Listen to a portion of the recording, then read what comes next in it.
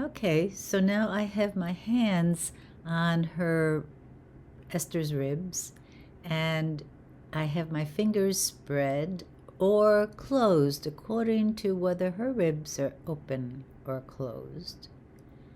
And I'm listening. Does she open her ribs when she inhales? Does her ribs close when they exhale? Or is there no movement at all? I'm curious to see whether I feel that there's more closing on the left side, and therefore is there more opening on the right side, because this is like an accordion. Our ribs are like an accordion when we move, or more on the right. Okay, so now I asked her to round her back and slouch, and this is how she slouches.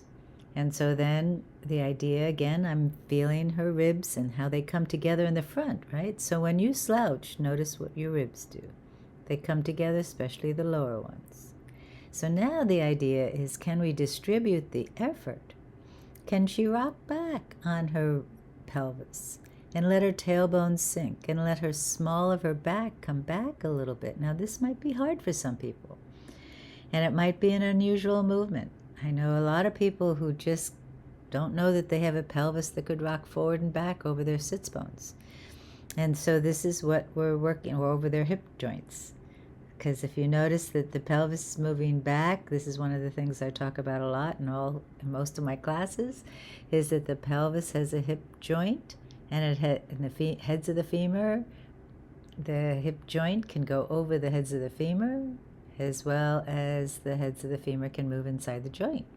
But here we're looking at, can we distribute the effort through her spine all the way, and can we soften those ribs, let them come together, encourage them to come together, especially if they're already tight.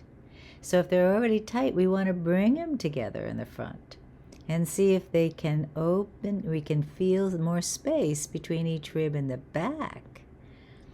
So we want to look for those intercostals, we want to look for that space, and we want to play with supporting the muscles that are already tight as we're listening to her breathing and as we're paying attention to how she can move easily, if she's going to round her back or if she's going to tilt to one side or the other, and I'm following her. That's the key thing.